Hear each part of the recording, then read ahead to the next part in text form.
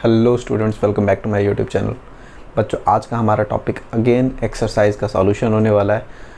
Class 12th के chapter 2 that is solution. तो उसका एक्सरसाइज सॉल्व कर रहे हैं एज पार्ट ऑफ सीरीज़। बच्चों, हमने क्वेश्चन 1 से लेकर 30 तक सॉल्व कर लिया है। आज लास्ट वीडियो होगा इस चैप्टर के लिए एंड देन नेक्स्ट वीडियो से हम इलेक्ट्रोकेमिस्ट्री के एक्सरसाइज को सॉल्व करेंगे। तो आज के वीडियो में बेसिकली एजेंडा हमारा बच्चा है क्वेश्चन नंबर 31 से लेके question number 41, because total exercise में चैप्टर 2 के 41 क्वेश्चंस हैं। तो चलिए बच्चों, स्टार्ट करते हैं क्वेश्चन नंबर 31 से। अगेन मैं आपको बस यही बोलना चाहूँगा कि जो क्वेश्चन बताने का पर्पस है, मेरा मेन फोकस ये रहता है कि आपको तरीका बताऊं रैदर देन एग्जैक्ट उसका आंसर, क्योंकि सॉल्यूशन आप खुद कर सकते हो। अगर मैं आपको तरीका बता दूं तो प्लस माइनस मल्टीप्लाई ये सारी चीज़ें मैं आपके लिए छोड़ दूंगा, वो आप कर सकते हो। लेकिन हाँ, अगर आपको टेक्निक पता चल जाए किस तरीके के क्वेश्चन को अप्रोच करना है, then you will be able to solve the question. चलो बच्चों, स्टार्ट करते हैं। क्वेश्चन नंबर 31 सबसे पहले पढ़ते हैं एंड देन समझने की कोशिश करते हैं क्वेश्चन में क्या पूछा है, एंड इसी तरीके से आगे बढ़ेंगे क्वेश्चन नंबर 41 तक। तो क्वेश्चन नंबर 31 बच्चों बोलता है the depression in freezing point of water observed for the same amount of acetic acid, trichloroacetic acid and trifluoroacetic acid increases in the given order below. तो जो भी ऑर्डर दे रखा है बच्चों, वाटर के अलावा किस किस की बात करी गई है? एसिटिक एसिड की बात करी गई है। क्वेश्चन नंबर 31 एसिटिक एसिड की बात करी गई है।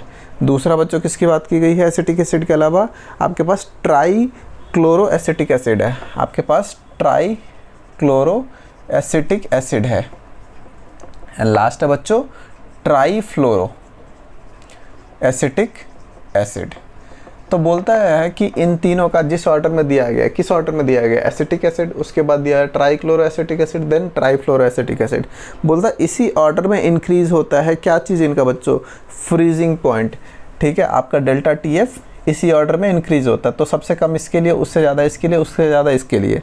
तो क्वेश्चन में क्या बोला? एक्सप्लेन करो ऐसा क्यों होता है। तो ध्यान से सुनना बच्चों, होता क्या है आपको पता है। एसिटिक एसिड क्या हो गया बच्चों? CH3COH, हाँ है ना। एसिटिक एसिड क्या हो जाएगा? CH3COH। अगर ट्राइक्लोरोएसिटिक एसिड की बात करोगे तो यहाँ पे 3 क्लोरीन लग जाएंगे, COH, एंड फ्लोरो की बात करोगे तो 3 फ्लोरीन लग जाएंगे।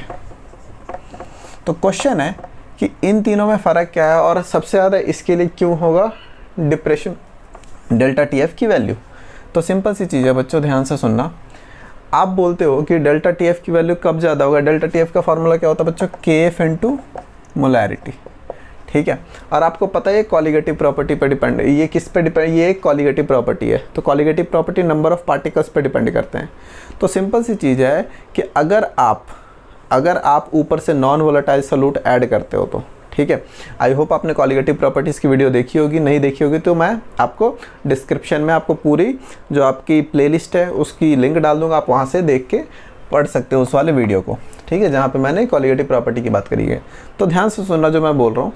अगर आपके पास किसी कॉलिगेटिव प्रॉपर्टी की बात करो तो अगर मैं बोलता हूँ कि जब डिप्रेशन इन फ्रीजिंग पॉइंट की बात करते हैं तो हम क्या कहते हैं? वेपर प्रेशर को कम कर देते हैं, है ना। हाँ या ना। वेपर प्रेशर बेसिकली क्या होता है? कुछ भी नॉन वोलेटाइल सॉल्यूट ऐड करते हो तो वेपर प्रेशर बढ़ जाता है, और वापस उसको कम करने के लिए, फ्रीज करने के लिए वापस जितना मेरे को टेम्परेचर कम करना पड़ता है उसी को आप डिप्रेशन इन फ्रीजिंग पॉइंट बोलते हो। तो सिंपल सी चीज़ है, जो बच्चों वॉलेटिलिटी होती है, कितना ज़्यादा कोई चीज़ वॉलेटाइल होगा, ये इस चीज़ पर डिपेंड करता है कि कितनी आसानी से वो आयंस में ब्रेक हो सकता है। और कितनी आसानी से कोई चीज़ आयंस में ब्रेक हो सकता है ये डिपेंड करता है कि कितना ज़्यादा पोलर वो सब्सटेंस है जो भी इसमें जुड़ा हुआ है। अब यहाँ पे डिफरेंशिएट करने के लिए क्या है बच्चों? यहाँ पे हाइड्रोजन है तीनों, यहाँ पे क्लोरीन है और यहाँ पे फ्लोरीन है। मेरे को पता है मोस्ट इलेक्ट्रोनेगेटिव ये होगा, उससे कम होगा ये, और सबसे कम होगा इन तीनों के कंपैरिजन में ये। तो फ्लोरीन सबसे ज़्यादा इलेक्ट्रोनेगेटिव है, उससे कम क्लोरीन एंड सबसे कम हाइड्रोजन इन तीनों के लिए। तो सबसे ज़्यादा पोलराइजेशन कौन क्रिएट करेगा? ये करेगा। तो सबसे ज़्यादा आयनाइजेशन भी किस में होगा? इसी में होगा। जिसमें जितना ज़्यादा आयनाइजेशन होगा, याद रखना बच्चों, जितना ज़्यादा जिसमें आयनाइजेशन होगा उसकी उतनी ज़्यादा डिप्रेशन इन फ्रीजिंग पॉइंट होगी। क्यों? क्योंकि जितना ज़्यादा आयनाइजेशन होगा उतना ज़्यादा वेपर क्रिएट होगा। जितना ज़्यादा वेपर क्रिएट होगा आपका क्या होगा? कॉलिगेटिव प्रॉपर्टी उतनी इफेक्टिव हो जाएगी। जितनी ज़्यादा इफेक्टिव होगी आपको डिप्रेशन इन फ्रीजिंग पॉइंट इतना मिलेगा।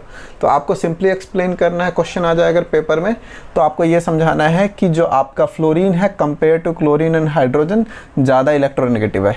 सिमिलरली क्लोरीन फ्लोरीन से कम है, हाइड्रोजन से ज़्यादा है, और हाइड्रोजन सबसे कम है। तो इस सीरीज़ में इसकी इलेक्ट्रोनेगेटिविटी आई, और जिस सीरीज़ में इलेक्ट्रोनेगेटिविटी होगी उसी सीरीज़ में ये पोलराइज होंगे सारे। जिस सीरीज़ में पोलराइज होंगे, जो सबसे ज़्यादा पोलराइज होगा उसी की क्या होगी बच्चों, डिप्रेशन इन फ्रीजिंग पॉइंट सबसे ज़्यादा होगी। तो आई होप आपको ये क्वेश्चन समझ आया। नेक्स्ट क्वेश्चन नंबर 32 पे चलते हैं।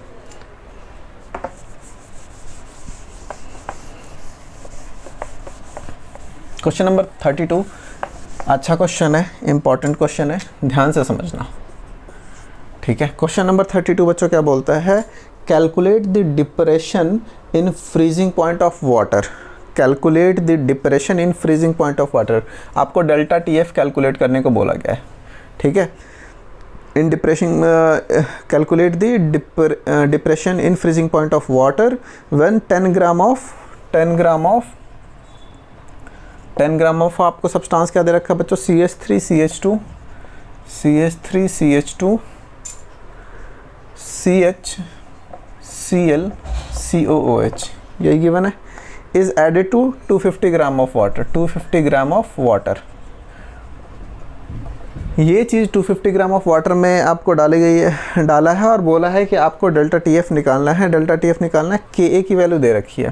Ka की वैल्यू बच्चों गिवन है, दैट इज़ 1.4 इंटू 10⁻⁻3, ठीक है, यूनिट्स।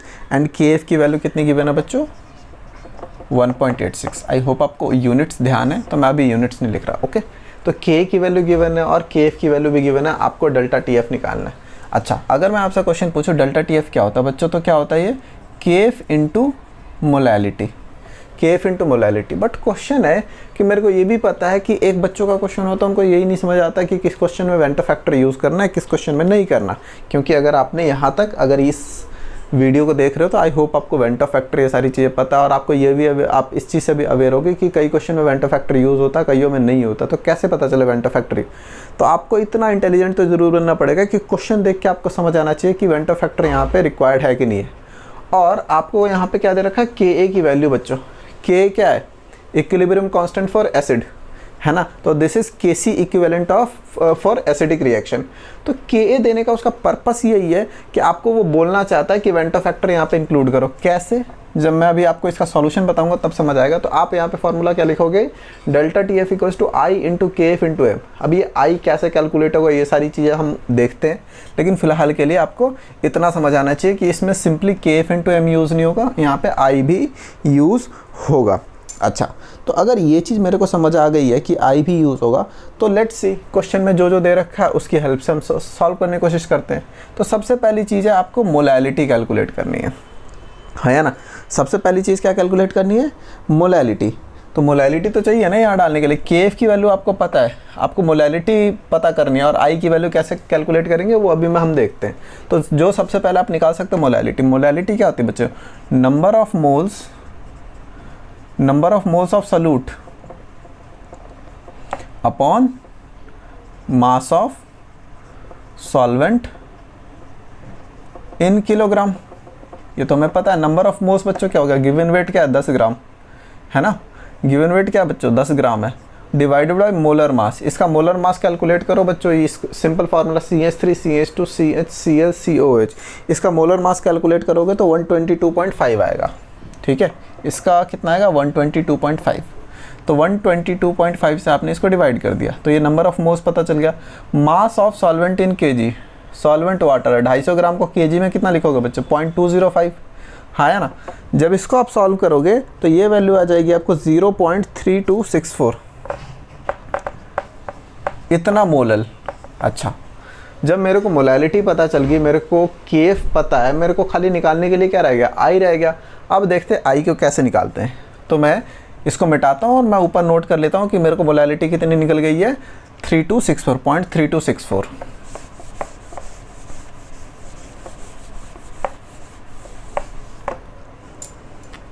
मोलैलिटी कितनी निकल गई है, 0.3264, ठीक है। ये मोलैलिटी मेरी आ गई। बाकी सारी चीज़ें गिवन है हमारे पास। तो क्वेश्चन में बोलता है कि आप इसको क्या करो, इसको आपको निकालना है बच्चों डिप्रेशन इन फ्रीजिंग पॉइंट। और हमें मेनली किससे मतलब है, अभी हमारा I नहीं निकला है, तो I कैसा निकालेंगे वो चीज़ देखते हैं। तो सिंपल सी चीज़ है बच्चों, आपको फार्मूला क्या दे रखा था, CH3 CH2 CHCl COOH। I hope यही गिवन था, हाँ ठीक है। अब देखो बच्चों, जब भी एसिड की बात होती है ना, तो आपको बिल्कुल ध्यान होना चाहिए कि 11th में जो इक्विलिब्रियम चैप्टर था, हमें सबसे पहले ये समझ आना चाहिए कि इस इक्वेशन को ब्रेक कैसे करते हैं। तो वीक एसिड हमेशा कैसे ब्रेक होगा, COH को ब्रेक करते हैं बच्चों। तो CH3 CH2 CHCl COO minus plus H plus, हमेशा इसी तरीके से वीक एसिड टूटता है। तो मान लो कि इसका initial concentration at time t=0 C था, C इसका कंसंट्रेशन था, और जब रिएक्शन स्टार्ट नहीं हुआ था टाइम t=0, तो दोनों प्रोडक्ट 0-0 होंगे, है ना। लेकिन जब टाइम इक्विलिब्रियम आ गया, क्योंकि K की वैल्यू हमें कंपेयर करानी है ना, K की वैल्यू दे रखी है बच्चों, तो होगा क्या, C में से कुछ C अल्फ़ा कम हो जाएगा। अल्फ़ा क्या है, डिसोसिएशन कांस्टेंट। डिसोसिएशन कांस्टेंट की वैल्यू क्या होगी, नंबर होता है, इसकी कोई यूनिट नहीं होती, नंबर होता है। तो मैं बोल रहा हूँ कंसंट्रेशन में से कंसंट्रेशन ही तो माइनस होगा, तो कंसंट्रेशन में से कंसंट्रेशन माइनस कर रहा हूँ। अगर डिसोसिएशन कांस्टेंट 1 होता, स्ट्रॉन्ग एसिड होता, तो दैट मीन्स पूरा का पूरा खत्म हो जाता, 0 हो जाता, तो आप रिलेट भी कर पा रहे हो। और अगर अल्फा की वैल्यू 1 से कम है, दैट मीन्स वीक एसिड है, तो इसका मतलब जितना भी होगा उससे मैं मल्टीप्लाई कर दूंगा। और सिंपल सी चीज़ है, 1 मोल के लिए 1-1 मोल बन रहा है, दिख रहा है ना, 1 मोल है तो 1-1 मोल ही बन रहा है। तो C अल्फ़ा जब यूज़ हुआ, यहाँ पे यूज़ कितना हुआ, C में से C अल्फ़ा कम हो गया, तो यूज़ कितना हुआ, C अल्फ़ा यूज़ हुआ। तो जब C अल्फ़ा ख़त्म होगा तो ये भी C अल्फ़ा या C अल्फ़ा बनेगा, हाँ या ना। नाउ Ka का फॉर्मूला बच्चों क्या होगा, प्रोडक्ट का concentration C² alpha square divided by C common ले लिया 1 माइनस अल्फ़ा, C से C कट गया, C alpha square upon 1 minus alpha. ठीक है बच्चों। अब क्या है कि बच्चों जो अल्फ़ा होती है ना, डिसोसिएशन कांस्टेंट, वो क्या है, बहुत छोटी वैल्यू होती है, 1 के कंपैरिजन में बहुत छोटी होती है, 0.0001, इस तरीके से काफ़ी छोटी वैल्यू हो सकती है। तो आपने क्या करा, आप इसको यहाँ पे इग्नोर कर सकते हो और इसको सिंपली C अल्फ़ा स्क्वायर लिख सकते हो। ठीक है, आप क्या कर सकते हो, इसको C अल्फ़ा स्क्वायर लिख सकते हो। अब ध्यान से सुनना जो मैं बोल रहा हूँ, आपको पता है कि यहाँ पे कंसंट्रेशन Ka, तो आप यहाँ पे सिंपली ऐसे लिख रहे हो C अल्फ़ा स्क्वायर, हाँ या ना। अब अगर आपसे अल्फ़ा की वैल्यू पूछी जाए तो बच्चों Ka अपॉन में C कंसंट्रेशन का रूट हो गया, ये चीज़ आ गई। अब आपको K की वैल्यू गिवन थी, K की वैल्यू कितनी गिवन थी बच्चों, दैट इज़ 1.4 × 10⁻³ ठीक है। और कंसंट्रेशन आपने कितना निकाला था बच्चों, 3264। जब इसका रूट करोगे ना, तो ये बच्चों आपको अल्फ़ा की वैल्यू दे देगा 0.065। ठीक है, ये आपको अल्फ़ा की वैल्यू पता चल गई। ठीक है, अब क्वेश्चन है कि अल्फ़ा की वैल्यू का करूँगा, मेरे को तो चाहिए था किस चीज़ की वैल्यू बच्चों, I की वैल्यू चाहिए। तो अगर आपने वेंटो फैक्टर वाली वीडियो देखी है, ठीक है, तो वहाँ पे आपने नोटिस करा होगा कि वेंटो फैक्टर का एक फार्मूला होता है कि इक्विलिब्रियम के टाइम पे जितने भी मॉलिक्यूल्स है सबका सम divided by, that means after dissociation जितने मॉलिक्यूल है डिवाइडेड बाय बिफोर डिसोसिएशन जितने मॉलिक्यूल है। तो आफ्टर डिसोसिएशन का क्या मतलब है, इक्विलिब्रियम के टाइम पे इन सबको प्लस करो, तो माइनस C अल्फ़ा से प्लस C अल्फ़ा कट गया, C प्लस C अल्फ़ा रह गया, C प्लस C अल्फ़ा और डिवाइडेड बाई C, तो C कॉमन लेके कट जाएगा, 1 प्लस अल्फ़ा आ गया, 1 प्लस अल्फ़ा दैट मीन्स 1.065। तो ये बच्चों I की वैल्यू आ गई। अब सिंपल सा है क्वेश्चन कि आपको डेल्टा TF पता करना था। आपको क्या क्या पता है बच्चों, KF आपको पता है 1.86, आपको मोलैलिटी आपने कैलकुलेट कर ली थी और आपने I की वैल्यू पता कर ली। इन तीनों चीज़ों को मल्टीप्लाई कर दो, आपका फाइनल आंसर आ जाएगा। तो जब इस पूरे को सॉल्व कर लोगे ना बच्चों, तो आपका आंसर आ जाएगा 0.65 केल्विन। आप ये सॉल्व खुद कर सकते हो, सिंपल सा मल्टीप्लिकेशन है, ये आंसर आ जाएगा। दैट मीन्स इस पूरे चीज़ के लिए जो भी आपको बताई गई क्वेश्चन में, इतना डिप्रेशन इन फ्रीजिंग पॉइंट होगा, 0.65 केल्विन का ड्रॉप आ जाएगा। ओके, जब 10 ग्राम ऐड करोगे आप। तो आई होप बच्चों ये आपको समझ आया। ये क्वेश्चन इंपॉर्टेंट है, आपको एक कॉन्सेप्ट समझना बहुत इंपॉर्टेंट है। बार बार 2-3 बार इस क्वेश्चन को देखो और ट्राई करो सॉल्व करने का। अगर कोई भी डाउट हो तो प्लीज़ कमेंट सेक्शन में लिखना, अगर आपको समझ नहीं आया तो मैं अलग से वैसे तो इक्विलिब्रियम जो चैप्टर है वो एज पार्ट ऑफ 11th में लेके आऊँगा, लेकिन अगर आपको इस चीज़ में काफ़ी दिक्कत होती तो मैं सेपरेट वीडियो ज़रूर इस वाले प्लेलिस्ट में डाल दूँगा, सो दैट कि आपको क्लियर हो जाए कि कैसे डिसोसिएशन एसोसिएशन के लिए आप फॉर्मूला लिखते हो। But for time being I hope कि आपको ये चीज़ समझ आई है। नाउ नेक्स्ट क्वेश्चन देखते हैं बच्चों, question number 33। Okay, question number 33 देखते हैं बच्चों। क्वेश्चन नंबर 33 बोलता है कि 19.5 gram of, question number 33 2.33 question है कि 19.5 gram of CH2FCOOH is dissolved in 500 grams of water। ठीक है, इतना ग्राम ये सोल्यूट 500 ग्राम वाटर में डिजॉल्व करा। The depression in freezing point is observe to be 1 degree Celsius. Delta TF की value दे रखी है बच्चों 1 degree Celsius. 1 degree Celsius drop हुआ है तो वो 1 डिग्री सेल्सियस 1 केल्विन के बराबर होगा, ये आपको समझना है, क्योंकि वहाँ पे हमेशा ड्रॉप में कोई फ़र्क नहीं पड़ता। अगर 4 डिग्री सेल्सियस बढ़ा तो 4 केल्विन ही बढ़ेगा, क्योंकि उनका डायरेक्ट लीनियर रिलेशन होता है। Okay, calculate the van't factor and dissociation constant for fluoroacetic acid. तो इस चीज़ के लिए ये जो आपको सोल्यूट दे रखा है, इसके लिए आपको Vanta factor that means I की वैल्यू कैलकुलेट करनी है, और दूसरी चीज़ क्या कैलकुलेट करनी है बच्चों, calculate the dissociation constant. Calculate Vanta factor and dissociation constant. Dissociation constant का मतलब बच्चों अल्फ़ा की वैल्यू आपको पता करनी है। ठीक है, तो ये चीज़ अगर आपको पता करना है तो लेट्स सी कैसे कर सकते हैं हम। सिंपल सा क्वेश्चन है ये, जितना क्वेश्चन दिख रहा है हार्ड उतना है नहीं, तो इसको समझने की कोशिश करते हैं। सबसे पहली चीज़ आप ये देखो कि आपको डेल्टा TF की वैल्यू दी हुई है। डेल्टा TF की वैल्यू क्या होती है बच्चों, I इंटू, अब I बोला है तो ऑब्वियसली बात आप उसको कंसिडर करोगे KF into M। I into KF into M होता है, हाँ है ना। अब क्वेश्चन ये है कि अगर आपको ये पता करना है कि I की वैल्यू क्या है, तो सबसे पहली चीज़ जो हमें समझ आती है कि हम क्या कर सकते हैं बच्चों, दो चीज़ होती है। अगर मैं I को इंक्लूड करता हूँ और I को एक्सक्लूड करता हूँ, तो उसी चीज़ को, उसी की वजह से मेरा calculated and observed molar mass में फ़र्क आता है। आपने I का फार्मूला पढ़ा होगा ना, दैट इज़ कि अगर I का फार्मूला पढ़ते हो तो आपको पता है कि calculated molar mass divided by observed molar mass आता है।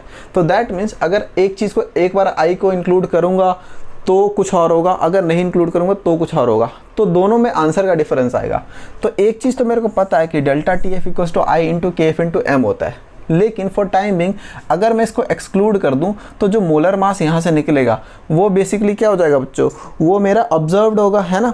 वो बच्चों मेरा क्या होगा, ऑब्जर्व्ड होगा। तो सबसे पहले हम ऑब्जर्व्ड मोलर मास निकालते हैं, एंड कैलकुलेटेड मोलर मास तो डायरेक्टली इसका मोलर मास निकाल लेंगे हम, और उसके रेशियो को हम बता देंगे कि वही I है। तो लेट्स सी कैसे करते हैं। ठीक है, तो आपको पता है कि अगर आप बात करो delta TF equals to KF into molality, मैं ऑब्जर्व निकालना, तो ऑब्जर्व के लिए मैं इसको कंसिडर नहीं कर रहा। तो ध्यान से देखो मोलैलिटी क्या होती है बच्चों, अगर मोलैलिटी मैं लिखूं तो मोलैलिटी होती है number of moles. Number of moles क्या होता है बच्चों, गिवन वेट अपॉन में मोलर वेट इनटू 1000 अपॉन जो गिवन वेट है, हाँ है ना।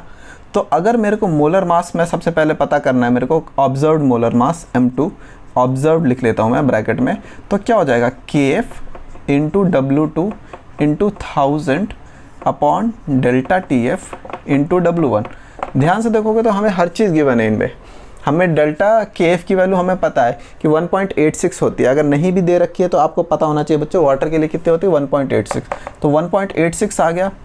अच्छा W2 कितना गिवन है, 19.5 ग्राम गिवन है ना। कितना गिवन है बच्चों, 19.5 ग्राम। गिवन मास 19.5 ग्राम है, उसको 1000 से आपने मल्टीप्लाई करा, डिवाइडेड बाय डेल्टा TF की वैल्यू क्या है 1 डिग्री सेल्सियस, तो 1 केल्विन के बराबर हो गया, और सॉल्वेंट 500 ग्राम, है ना। तो इन सब को जब मल्टीप्लाई करोगे ना तो बच्चों आपको जो ऑब्जर्व्ड मोलर मास आ जाएगा उसकी वैल्यू आ जाएगी 72.72.54।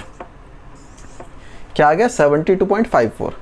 अच्छा, अगर मेरे को पता चल गया कि ऑब्जर्व्ड 72.54 है तो कैलकुलेटेड कैसे कैलकुलेट करते हैं, डायरेक्टली CH2FCOOH, इसका डायरेक्टली मोलर मास निकालो, कैलकुलेट करोगे तो ये बच्चों 78 आएगा। ठीक है, ये बच्चों 78 ग्राम्स पर मोल।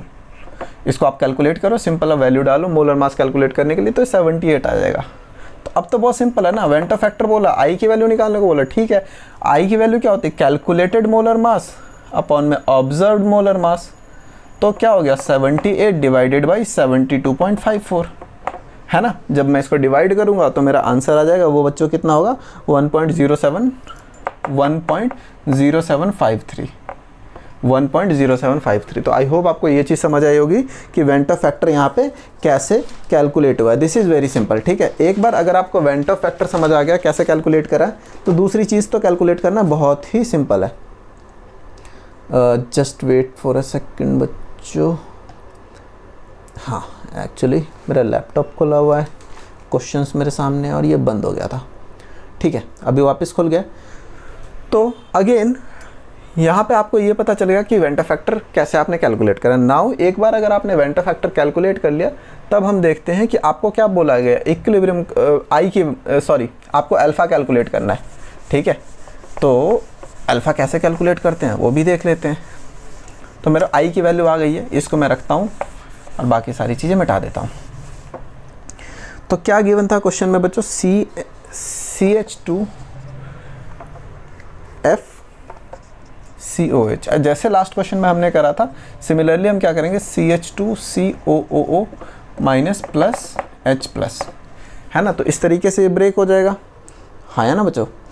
अब सिंपल सी चीज़ है, अगर आपको टाइम t इक्वस टू 0 है तो ये c है, ये 0 0 है। टाइम t इक्वस टू अगर इक्विलिब्रियम आ गया तो c में से c अल्फ़ा कम हो जाएगा, c अल्फ़ा बन जाएगा, क्योंकि एक के लिए एक एक बन रहा है, तो c अल्फ़ा के लिए c अल्फ़ा बन गया।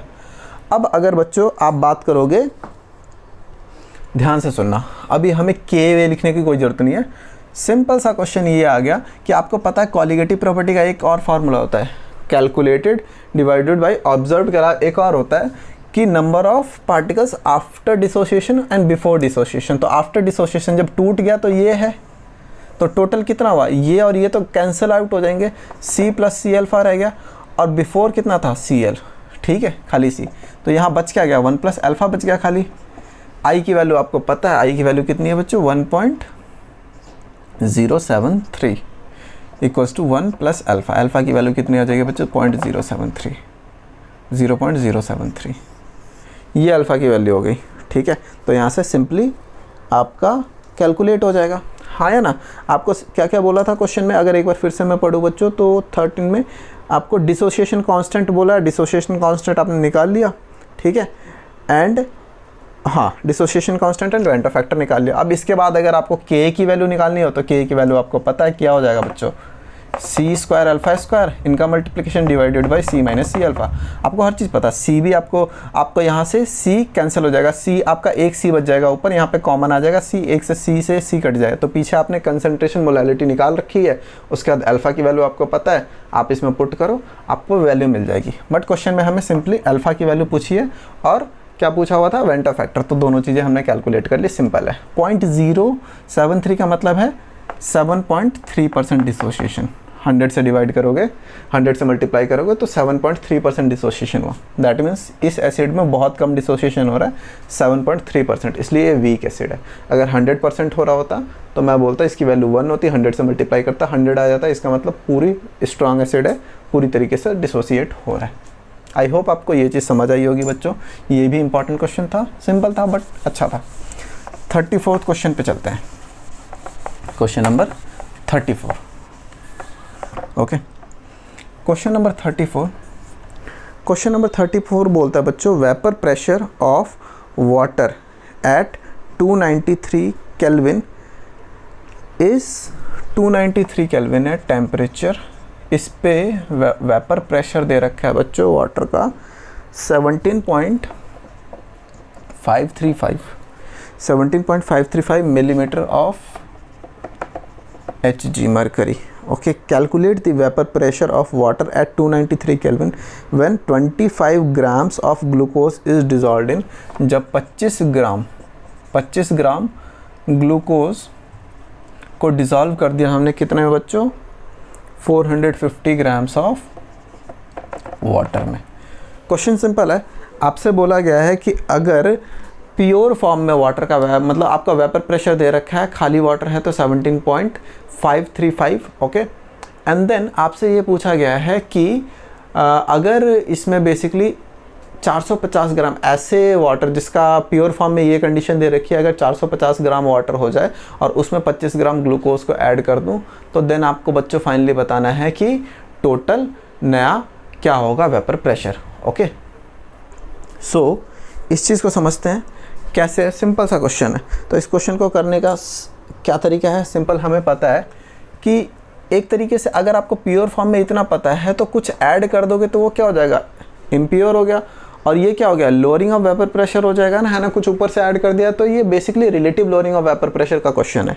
ओके, तो जब relative lowering of vapour pressure का क्वेश्चन करते हो तो क्या होता है? Pure form minus solution form divided by pure form. तो that means relative lowering of vapour pressure equals to mole fraction of solute होता है, या ना। Relative lowering of vapour pressure क्या होता है? मोल फ्रैक्शन ऑफ सॉल्यूट के बराबर होता है। तो जब ऐसा होता है मोल फ्रैक्शन ऑफ सॉल्यूट के बराबर, तो हम देखते हैं सिंपल सा कैसे कैलकुलेट कर सकते हैं। ओके, तो जब इसको कैलकुलेट करना है तो बहुत ही ज़्यादा सिंपल है क्वेश्चन। अगर इसको मैं और सिंप्लीफाई कर लूँ तो P S upon P not है। पी नॉट की वैल्यू बच्चों मेरे को पता है कितनी गिवन है, ये चीज़ गिवन है, ठीक है, प्योर फॉर्म में। अब सिंपली मेरे को क्या करना है? Number of moles of solute और number of moles of solvent calculate करना है। तो ये तो बहुत ही ज़्यादा इजी है। Number of moles of solute क्या ऐड कर रहे हो बच्चों? वाटर, ग्लूकोज ऐड कर रहे हो। तो N2 की वैल्यू अगर पूछा जाए आपसे तो क्या हो जाएगा? 25 ग्राम डिवाइडेड बाई ग्लूकोज का कितना होता है? 180 ग्राम। तो जो भी वैल्यू आएगी ये N2 की वैल्यू पुट हो जाएगी। और N1 की वैल्यू बच्चों क्या होगी? वाटर कितना है? 450 ग्राम, ठीक है। तो 450 ग्राम डिवाइडेड बाई 18 जो मोलर मास होता है, इसको आप N1 की जगह पुट करोगे। तो अगर आपको वन नॉर्मल नंबर है minus P S upon P not, P not की वैल्यू आपको पता है और यहाँ पे N2 की वैल्यू पता है, N1 की वैल्यू पता है, तो आपको पूरा आप दूसरे साइड कैलकुलेट कर लिया आपने RHS, और यहाँ पे इसकी वैल्यू पता है आपको, पी नॉट की वैल्यू, पी एस कैलकुलेट करना है। तो सिंपली क्रॉस मल्टीप्लाई करोगे, आपका आंसर आ जाएगा। और अगर खाली आंसर पॉइंट ऑफ व्यू से बात करें तो इसकी वैल्यू हो जाएगी बच्चों 17.44 मिलीमीटर ऑफ Hg। तो आई होप बच्चों ये क्वेश्चन भी सिंपल था, आपको समझ आया होगा। अब आगे चलते हैं क्वेश्चन नंबर 35 के ऊपर। क्वेश्चन नंबर 35 के ऊपर चलता है, ठीक है। क्वेश्चन नंबर 35 भी सिंपल है, काफ़ी बोलता है। क्वेश्चन नंबर 35,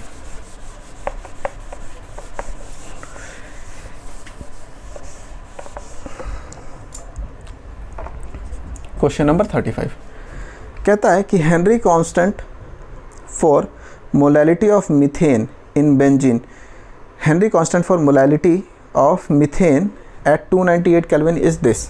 तो केएच हेनरी कांस्टेंट की वैल्यू गिवन है बच्चों, that is 4.27 into 10⁵ mm of Hg। Okay, now calculate the solubility of methane in benzene under 760 mm Hg, ठीक है, solubility। तो ये क्वेश्चन है आपके लिए, ठीक है। तो सिंपल सी चीज़ है, इसमें आपको थोड़ा सा कॉन्सेप्ट ये दिमाग में रखना है बच्चों कि अगर आप 760 ऑफ mmHg की बात करते हो तो एक एटमॉस्फेरिक प्रेशर की बात करते हो, ठीक है। जब आप एक एटमॉस्फेरिक प्रेशर की बात कर रहे हो तो दैट में सिंपल सी चीज़ है, किसी भी लिक्विड के ऊपर एटमॉस्फेरिक प्रेशर की वजह से जो सॉल्युबिलिटी होगी। और हमें पता है कि हेनरी लॉ क्या बोलता है कि जितना ज़्यादा प्रेशर होगा सॉल्युबिलिटी ऑफ गैस लिक्विड उतनी ज़्यादा होती है। और हमें पता है कि P इक्वल्स टू क्या होता है? KHX होता है ना, P इक्वल्स टू KHX होता है। तो हमें पता है कि जो जितनी ज़्यादा मोल फ्रैक्शन होगा, ठीक है, जितना ज़्यादा मोल फ्रैक्शन होगा उतनी ज़्यादा सॉल्युबिलिटी होगी। तो बेसिकली मैं यहाँ पे क्या कैलकुलेट कर दूंगा? मोल फ्रैक्शन, ठीक है। तो बहुत सिंपल है, आपको P की वैल्यू कितनी गिवन है बच्चों? प्रेशर कितने पे कैलकुलेट करना है? 760 पे। एंड KH की वैल्यू कितनी है? 4.27 इंटू 10⁵ बच्चों। जब इसको डिवाइड करोगे तो आपका आंसर आ जाएगा 1.78 इंटू 10⁻⁻3, ठीक है। तो this will be, mole fraction की कोई यूनिट नहीं होती, तो दैट मीन्स इतने नंबर ऑफ मोल्स डिजॉल्व होंगे। Okay, so this is basically answer for this question. बहुत सिंपल सा क्वेश्चन था। ओके, आई होप बच्चों आपको ये क्वेश्चन भी समझ आया होगा। नेक्स्ट क्वेश्चन पे चलते हैं। क्वेश्चन इंटरेस्टिंग है, अच्छा क्वेश्चन है। क्वेश्चन नंबर 36,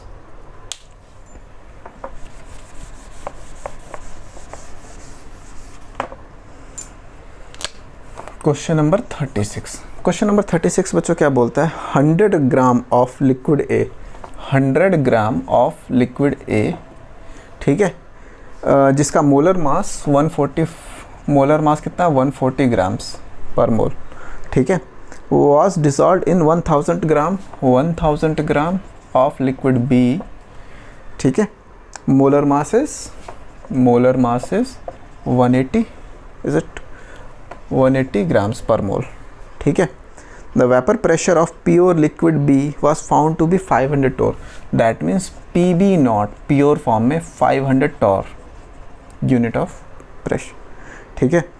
तो ये दे रखे, calculate the vapour pressure of pure liquid A, P A not calculate करना है आपको, and it's vapour pressure in solution if total vapour pressure is, अगर बोला है कि टोटल वेपर प्रेशर 475 टॉर है, ठीक है, तो इस वाले में लिक्विड ए का, हाँ प्योर फॉर्म में आपने निकाल लिया, एंड इट्स वेपर प्रेशर, उसी का vapour pressure, that means P A भी कैलकुलेट करना है। तो सिंपल सी चीज़ देखो बच्चों, क्या बोला गया है कि 1000 gram of liquid A, that means आपके पास सपोज लिक्विड बी है, पहले से 1000 ग्राम था, इसका पी नॉट कितना था 500 टॉर, ठीक है। आपने ऊपर से 100 ग्राम ऐड कर दिया ए, तो अब अपने आप ही प्रेशर चेंज हो गया, पीटी हो गया, पीटी दे दिया आपको ये। अब पीटी में क्या होगा, आपका पीए भी होगा और पीबी भी होगा, हाँ या ना। वो किस चीज़ पर डिपेंड करता है कि दोनों का मोल फ्रैक्शन कितना है। तो आपको टोटल सॉल्यूशन में पीए निकालना है और आपको ये भी बताना है कि पीए नॉट कितना होता, जो ये प्योर फॉर्म में था इसका कितना था। तो सिंपल सा क्वेश्चन है बच्चों, काफ़ी सिंपल क्वेश्चन है, करते हैं। देखो सबसे पहली चीज़ है कि मेरे को पता है कि जो सॉल्युबिलिटी होती है वो डायरेक्टली प्रोपोर्शनल होती है मोल फ्रैक्शन के। तो सबसे पहला काम जो मेरा होगा, मैं क्या करूँगा, नंबर ऑफ मोल्स निकाल लूँगा। तो नंबर ऑफ मोल्स ऑफ ए कितना होगा बच्चों, 100 डिवाइडेड बाई 140, हाँ या ना। And number of moles of B कितना होगा बच्चों, 1000 डिवाइडेड बाई 180, हाँ या ना। नंबर ऑफ मोल्स दोनों के मेरे को पता चल गए। अब अगर आपसे एक सिंपल क्वेश्चन पूछा जाए, ठीक है, मोल फ्रैक्शन ऑफ ए, अगर यहाँ पे मोल फ्रैक्शन ऑफ, हाँ नंबर ऑफ मोल्स मेरे को पता चल गया, नंबर ऑफ मोल्स इसके ये है, number of moles of B है। तो मोल फ्रैक्शन जो है ए का क्या होगा, number of moles of A divided by number of moles of A plus number of moles of B, ठीक है। तो जब इन सब वैल्यू को पुट करोगे ना, नंबर ऑफ मोल्स ऑफ ए में ये, बी में ये, तो सब कुछ को सॉल्व करोगे तो डायरेक्ट मैं आपको आंसर लिखता हूँ। नंबर ऑफ मोल्स ऑफ ए बच्चों आपका आ जाएगा, दैट विल बी 0.114। और जब दो ही चीज़ है तो दूसरा का प्रॉपर कैलकुलेट करने की जरूरत नहीं, 1 में से माइनस कर दो, तो 0.886 आ गया। तो ये mole fraction of A and mole fraction of B आ गया, ठीक है। Mole fraction of A and mole fraction of B. जब मेरे को मोल फ्रैक्शन पता चल गया तो मेरे को पता है कि जो टोटल प्रेशर होता है वो मोल फ्रैक्शन पे डिपेंडेंट होता है, ठीक है। तो जब आपको mole fraction of A and mole fraction of B आपने पता कर लिया एक बार, तो हमें पता है टोटल प्रेशर कितना है बच्चों, 500 टॉर है ना। टोटल प्रेशर, टोटल कितना है, सॉरी टोटल आपका 475 है, 475 टॉर है। एंड बी का कितना दे रखा है, पी बी नॉट का 500 torr, that means pure form में 500 नॉट है, ठीक है। तो अगर आपसे सिंपल क्वेश्चन पूछा जाए कि पी बी की वैल्यू कितनी हो जाएगी, तो जितना सॉल्यूशन के अंदर पी बी की वैल्यू कितनी होगी, तो जो मोल फ्रैक्शन होगा इनटू पी बी नॉट, ये हमें पता है पहले से फॉर्मूला कि जो टोटल प्रेशर होता है वो आपका क्या होगा, pressure of a particular substance, वो उसके mole fraction into pure form में जितना उसका है। तो प्योर फॉर्म में 500 है इनटू एक्स मोलर, ये आपका मोल फ्रैक्शन ऑफ बी, जिसकी वैल्यू आपने कितनी कैलकुलेट करी है, 0.886। इसको मल्टीप्लाई करो बच्चों, मल्टीप्लाई करने का दिया आएगा 443 टॉर। तो हमें ये नहीं निकालना था, ठीक है, हमें निकालना था ये कितना होगा। तो मेरे को पता है कि पीटी क्या होगा बच्चों, P A plus P B. मेरे को ये पता है पीटी कितना है, 475, इसमें से पी बी कितना है 443, माइनस करूँगा तो पी ए आ जाएगा, इसको माइनस करोगे तो सिंपल आंसर बच्चों कितना आ जाएगा, 32 टॉर, ठीक है। और जब एक बार ये पता चल गया तो आपको अगेन आपको पता है पी ए इक्वस टू, आपको अभी क्या कैलकुलेट करना है, प्योर फॉर्म में ए का, तो वो क्या हो जाएगा 32, ये डिवाइडेड बाय इसका मोल फ्रैक्शन दैट इज 0.114, है ना। जब इसको कैलकुलेट करोगे तो 280.7 टोर आ जाएगा। हो गया बच्चों सॉल्व, सिंपल सा क्वेश्चन था, ठीक है। तो आई होप आपको समझ आया होगा कि किस तरीके से करना है। नेक्स्ट क्वेश्चन पे चलते हैं बच्चों, क्वेश्चन नंबर 37। क्वेश्चन नंबर 37 पे आते हैं। Question number 37। क्वेश्चन नंबर 37 बच्चों एक्चुअली ग्राफ बोला गया है ग्राफिकली रिप्रेजेंट करो, ठीक है। तो ग्राफिकली इसको रिप्रेजेंट करना है, आपको स्क्रीन पे क्वेश्चन भी दिख रहा होगा और अभी स्क्रीन पे आपको इसका सॉल्यूशन भी दिख रहा होगा। तो जो सॉल्यूशन है वो सिंपली मैं आपको एक्सप्लेन करता हूँ क्या है, आपको समझ आ जाएगा। क्वेश्चन नंबर 37, क्वेश्चन नंबर 37 बोलता है कि vapour pressure of pure acetone and chloroform at 328 kelvin are 741.8 millimetre Hg and 632.8 millimetre Hg respectively. अब बेसिकली आपको क्या बोला कि एक ग्राफ प्लॉट करने को बोला गया है, मोल फ्रैक्शन, ठीक है, मोल फ्रैक्शन और pressure of acetone and pressure of chloroform, ठीक है बच्चों। तो जब आपको ये चीज़ बोला गया ना, pressure of acetone, pressure of chloroform, तो देखो नीचे जो आपको नीचे वाले एक्सिस पे लेना है वो कौन सी वैल्यू लिख रखी है, जो मोल फ्रैक्शन ऑफ एसीटोन गिवन है, दैट इज़ 0, 11.8, 22.3। तो वो चीज़ आप यहाँ पे प्लॉट आपको दिख रहा होगा, जो स्क्रीन पे आपको सॉल्यूशन दिख रहा है। और सिमिलरली जो वेपर प्रेशर आपको पता है ना रॉल्स लॉ में किस तरीके से रिप्रेजेंट करते, तो ये उनको रिप्रेजेंट कर दिया और जो भी वैल्यू बता रखी है उसके कोऑर्डिनेट्स को पॉइंट आउट करने की कोशिश करो। तो एसीटोन के लिए 0 के सामने 0 हो गया, देन आपका 11.8 के सामने 54 समथिंग। तो इस तरीके से ग्राफ बन जाएगा, तो ऊपर की साइड ये ग्राफ बनेगा। इसी तरीके से क्लोरोफॉर्म की बात करोगे तो क्लोरोफॉर्म का भी आपका कैसे बन रहा है, हाँ क्लोरोफॉर्म का भी आपका उल्टा बनेगा, क्योंकि उसमें क्या दे रखा है 0 के सामने 632, क्योंकि आपको पता है ना एक ही ग्राफ को रिवर्स करके हम प्लॉट करते हैं। तो क्वेश्चन अल्टीमेटली मेन इसमें क्या पूछा है कि आप ये बताओ कि जो टोटल इसकी सॉल्यूशन जो होगी वो पॉजिटिव डेविएशन शो कर रहा है या नेगेटिव डेविएशन शो कर रहा है। तो ध्यान से देखना बच्चों, हमें पता था कि रॉल्स लॉ में हम इसको प्लस इसको कर देते तो टोटल यहाँ पे आ जाता था। तो अगर आपको जो स्क्रीन पे ग्राफ दिख रहा है उसको देखोगे तो उसमें हल्का सा नीचे कर्वेचर है, वो ग्राफ डिप होके आ रहा है। तो सिंपल सी चीज़ है, टोटल होता तो स्ट्रेट लाइन बनती, लेकिन अगर वो डिप है तो इसका मतलब वो नेगेटिव डेविएशन शो कर रहा है। तो सिंपल सी चीज़ है, इसका आंसर यही है कि आपने रिप्रेजेंट कर दिया इस चीज़ को देख के, एंड आप बता रहे हो कि क्योंकि उसमें आपको स्लाइटली डिप दिख रहा है, स्ट्रेट लाइन की जगह हल्का सा कर्वेचर नीचे की साइड है, इसका मतलब वो क्या हो गया बच्चों, नेगेटिव डेविएशन शो कर रहा है। And this is the answer for this question. Next question पे चलते हैं बच्चों, क्वेश्चन नंबर 38, सिंपल क्वेश्चन है 38।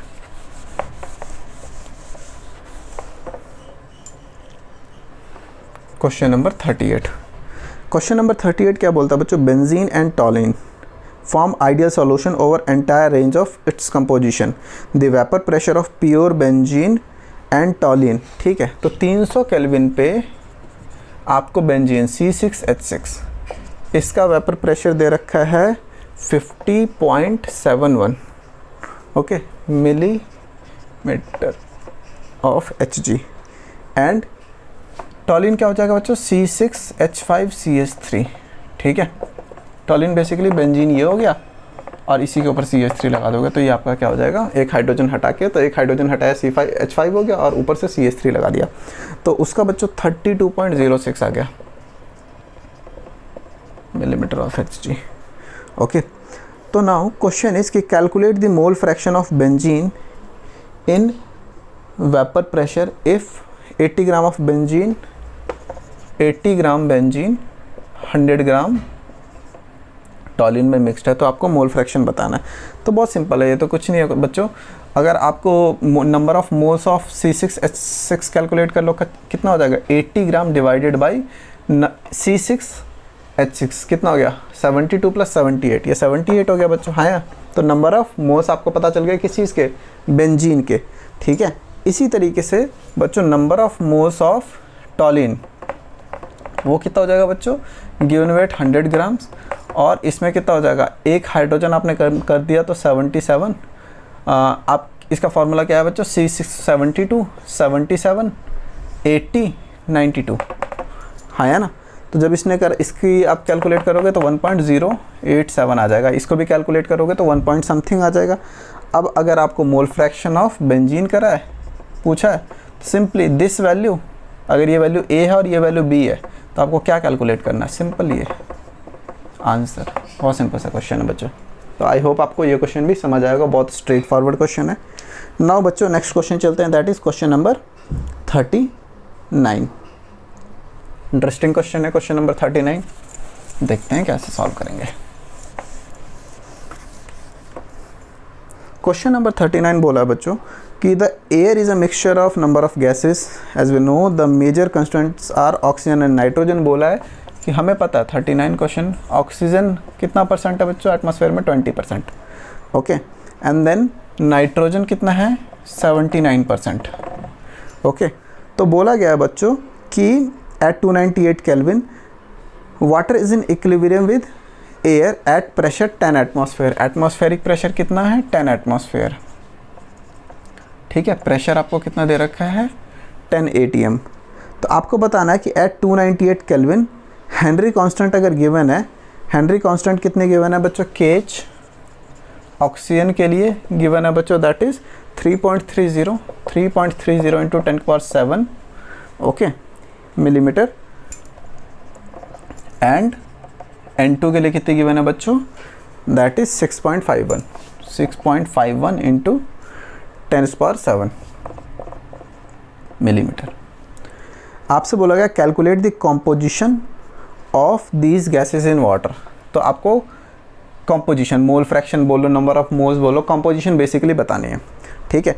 तो लेट्स सॉल्व दिस क्वेश्चन। तो सबसे पहली चीज़ है कि जब आपको बोला है कि टोटल एटमॉस्फेरिक प्रेशर कितना है बच्चों, 10 atm है, तो उसमें से 20% किसकी वजह से होगा, ऑक्सीजन की वजह से। तो पार्शियल प्रेशर ऑफ ऑक्सीजन कितना होगा बच्चों, 20/100 into 10, that means 2 atm। And अच्छा 2 atm है, तो आपको एक और चीज़ पता होगा कि आपको इधर मिलीमीटर में दे रखा है, मिलीमीटर में, ठीक है। तो आप उसको कैलकुलेट कर लोगे मिलीमीटर में, तो 760 से मल्टीप्लाई कर लोगे, तो 2 इंटू 760 हो गया। तो ये बच्चों कितना हो जाएगा, 1520 mm, है ना, ये 1520 mm हो गया। और similarly partial pressure of nitrogen की बात करोगे तो 79% है, तो 10 atm का 79% 7.9 atm हो गया बच्चों। इसको आप 7.9 को मल्टीप्लाई कर लो 760 से, तो ये वैल्यू आ जाएगी 6004 mm, ठीक है। तो जब आपने बच्चों ये चीज़ सॉल्व कर ली, तो देन आपके पास सिंपल क्वेश्चन क्या आ जाता है कि आपको क्या कॉम्पोजिशन बोला है। कॉम्पोजिशन क्या होता है, मोल फ्रैक्शन सिंपल, हाँ या ना, या नंबर ऑफ मोल्स। तो मेरे को पता है कि P = KHX होता है ना। तो अगर ऑक्सीजन का पता करना है तो क्या होगा, P partial pressure of oxygen divided by KH, है ना। तो ये बच्चों कितनी है, पार्शियल प्रेशर हमने अभी देखा कि 1520 है ऑक्सीजन के लिए, और KH की वैल्यू कितनी गिवन थी बच्चों, दैट वाज 3, आपको कितनी गिवन थी बच्चों, दैट इज़ 3.30 इंटू 10⁻7। इसको सॉल्व कर लो कि कंपोजिशन ऑफ O2 आ गया। नाइट्रोजन के लिए simple partial pressure of nitrogen into KH। तो आपको ये 6004 अभी हमने कैलकुलेट करा, और डिवाइडेड बाय कितना गिवन था उसका बच्चों, 6.51 इंटू 10⁻7। तो ये composition of oxygen and nitrogen आ गया। तो ये क्वेश्चन हो गया सॉल्व। आई होप बच्चों आपको समझ आया होगा क्या है क्वेश्चन। नाउ क्वेश्चन नंबर करते हैं 40। क्वेश्चन नंबर 40 काफ़ी सिंपल है, वेंटा फैक्टर का क्वेश्चन है। क्वेश्चन नंबर 40, क्वेश्चन नंबर 40 है बच्चों, आपके पास CaCl2 है, CaCl2। क्वेश्चन में ही दे रखा I की वैल्यू 2.47 है, वेंटा फैक्टर की वैल्यू, ठीक है। आपको वॉल्यूम दे रखा है 2.5 लीटर्स, 2.5 लीटर्स वॉल्यूम है। ऑस्मोटिक प्रेशर 0.75 है बच्चों, पाई की वैल्यू 0.75 है। एंड टेम्परेचर आपको है 27 डिग्री सेल्सियस, ओके। तो determine the amount of CaCl2, कितना आपको वो पर्टिकुलर सब्सटेंस चाहिए होगा, कितना आपको CaCl2 चाहिए होगा। बहुत ज़्यादा सिंपल क्वेश्चन है, हमें पता है पाई = CRT होता है, वेंटा फैक्टर तो I से भी मल्टीप्लाई कर दूंगा। अच्छा, जब मेरे को बोला गया है कि मेरे को अमाउंट CaCl2 का निकालना है, तो यहाँ पे पाई की वैल्यू मेरे को पता है 0.75, I की वैल्यू पता है 2.47, C क्या होता है, concentration, number of moles divided by volume, volume 2.5 है लीटर्स। और जब आपने 2.5 लीटर्स में अगर आपने वॉल्यूम ले लिया तो आपकी R की वैल्यू 0.0821 हो जाएगी, ठीक है, क्योंकि आपने लीटर में लिया। और टेम्परेचर कितना हो जाएगा, 27 डिग्री सेल्सियस 300 केल्विन, तो यहाँ पे 300 पुट कर दो। तो सब क्रॉस मल्टीप्लाई करके आपको नंबर ऑफ मोल सॉल्व हो जाएगा, हाँ या ना। नंबर ऑफ मोल्स आपने सॉल्व कर लिया। अब सिंपल सी चीज़ है, नंबर ऑफ मोल्स आपका आ जाएगा 0.0308, ठीक है। तो आप इसको सॉल्व करोगे, नंबर ऑफ मोल्स आ गया। अब आपको अमाउंट बताना है, तो अमाउंट क्या होता है बच्चा, नंबर ऑफ मोल्स का फॉर्मूला क्या होता है, गिवन वेट जो आपको अमाउंट पूछा है अपॉन में मोलर मास। तो सिंपल सी चीज़ है, गिवन वेट क्या हो जाएगा, नंबर ऑफ मोल्स जो भी कैलकुलेट हुआ 0.038 इंटू मोलर मास। किसका मोलर मास, CaCl2 का। इसका मोलर मास 111 होता है बच्चों। जब इसको मल्टीप्लाई करोगे तो 3.42 ग्राम्स आंसर आ जाएगा। सिंपल सा क्वेश्चन है। तो आई होप आपको ये क्वेश्चन भी समझ आ गया होगा। लास्ट क्वेश्चन बच्चों, जो 41st क्वेश्चन है इस चैप्टर का, उसको सॉल्व करते हैं। आप कोई भी क्वेश्चन नोट करना, आप उसको पॉज करो, वीडियो को पहले समझो पूरा, पॉज करो, नोट करो, रिवाइंड करो, फिर से देखो क्या है और खुद से सॉल्व करने की कोशिश करो। ओके, नाउ लास्ट क्वेश्चन है, determine the osmotic pressure of solution prepared by dissolving 25 milligram of K2SO4 in 2 litre of solution. Volume कितना है, 2 लीटर ऑफ सॉल्यूशन, ठीक है, of 2 litre of solution at 25 degree Celsius. तो बहुत simple question है बच्चों। आपको क्या बोला, ऑस्मोटिक प्रेशर पता करने को बोला है। ऑस्मोटिक प्रेशर क्या होता है, पाई इक्वल्स टू CRT होता है ना। I इंटू CRT होगा, क्यों, क्योंकि आपके पास ये जो है ये स्ट्रॉन्ग इलेक्ट्रोलाइट है। ओके, अब I की वैल्यू क्या लेंगे वो मैं बताता हूँ आपको, लेकिन फ़िलहाल के लिए सिंपल सी चीज़ देखो। आपको पता है कि आपके पास पाई की वैल्यू कैलकुलेट करनी है, I की वैल्यू क्या होती है वो मैं बताता हूँ। C की वैल्यू क्या होता है, कंसंट्रेशन। कंसंट्रेशन क्या होगा बच्चों, number of moles divided by volume. Number of moles कैसे कैलकुलेट करोगे, 25 मिलीग्राम है तो 25 इंटू 10⁻³ ग्राम्स हो गया। और नंबर ऑफ मोल्स K2SO4, ठीक है। तो आप क्या करोगे, K2SO4 का क्या कर लोगे, इसकी जो भी मोलर मास होगी वो पुट कर दोगे यहाँ पे, है या ना। नंबर ऑफ मोल्स कैसे कैलकुलेट करोगे, K2SO4 का मोलर मास यहाँ पे पुट करोगे और 25 मिलीग्राम इस 25 इंटू 10⁻³। तो ये जो भी चीज़ कैलकुलेट हुई उसको आपने नंबर ऑफ मोल्स ले लिया, नंबर ऑफ मोल्स। और वॉल्यूम कितनी है, 2 लीटर, है ना। तो number of moles divided by 2 litre जो वॉल्यूम आई है, इससे आपको क्या C की वैल्यू पता चल गई। अगेन आपने लीटर में लिया है तो 0.0821 आपने वैल्यू यहाँ पे ले ली। और टेम्परेचर 25 है तो 25 का मतलब कितना हो गया बच्चों, 298 केल्विन। तो सिंपल सी चीज़ है बच्चों, आपको N आप सिंपली कैलकुलेट कर लोगे, गिवन वेट अपॉन में given weight into in grams 10⁻³ से मल्टीप्लाई करके मोलर मास आप कैलकुलेट कर लोगे। तो आपको कंसंट्रेशन पता चल गया 2 से डिवाइड करके, आपको R की वैल्यू पता, आपको T की वैल्यू पता है। अब क्वेश्चन है कि I क्या होगा। तो सिंपल सी चीज़ है बच्चों, I कुछ नहीं होता, K2SO4 को ब्रेक करो तो 2K प्लस SO4 2- होगा। तो कितने number of molecules after dissociation आया, 2 + 1 3। तो number of molecules after dissociation, और डिसोसिएशन से पहले एक मॉलिक्यूल था तो इसकी वैल्यू 3 हो गई। तो दैट मीन्स I की वैल्यू 3 हो जाएगी। तो I की वैल्यू 3 हो गई। कंसंट्रेशन कैसे निकाला, गिवन वेट अपॉन में मोलर मास से नंबर ऑफ मोल्स निकला, नंबर ऑफ मोल्स को आपने डिवाइड कर दिया वॉल्यूम से, तो ये आपको कंसंट्रेशन पता चल गया। इनटू आप R करोगे और इनटू आप टेम्परेचर करोगे तो सिंपली आपको पाई की वैल्यू आ जाएगी। ओके, तो आई होप बच्चों आपको ये क्वेश्चन भी सिंपल है, आप सॉल्व तो कर ही सकते हो, मैंने आपको तरीका बता दिया है। तो ये क्वेश्चन भी सिंपल था। आई होप आपको ये पूरा वीडियो समझ आया होगा, एक एक क्वेश्चन समझ आया होगा। और इसी तरीके से हमारे एक्सरसाइज चैप्टर 2 के सारे क्वेश्चन 41 के 41 क्वेश्चन कंप्लीट हुए। बच्चों अगर आपको ऐसी वीडियो पसंद आती है, मैंने देखा रिस्पांस काफ़ी अच्छा होता है बच्चों का, वो दे वांट कि अगर उनको इस तरीके का एक्सरसाइज का सॉल्यूशन मिले विद अंडरस्टैंडिंग कि किस तरीके से उसको सॉल्व करना है। तो आई होप मैंने इन 4 वीडियोस में, जहाँ पे 1 से 10, 11 से 20, 21 से 30 एंड 31 से लेकर 41 तक मैंने सॉल्व करा 4 पार्ट में। आई होप इसको मैंने प्रॉपरली एक्सप्लेन किया, आपको समझ आया होगा। अगर आपको समझ आया तो बच्चों लाइक ज़रूर करना वीडियो को, शेयर सब्सक्राइब कर दो अगर आप नए हो तो। I hope okay, and then wait for next series of exercise solution, जहाँ पे हम इलेक्ट्रोकेमिस्ट्री के क्वेश्चन सॉल्व करेंगे। तो thank you for watching this video बच्चों, बाय बाय, टेक केयर।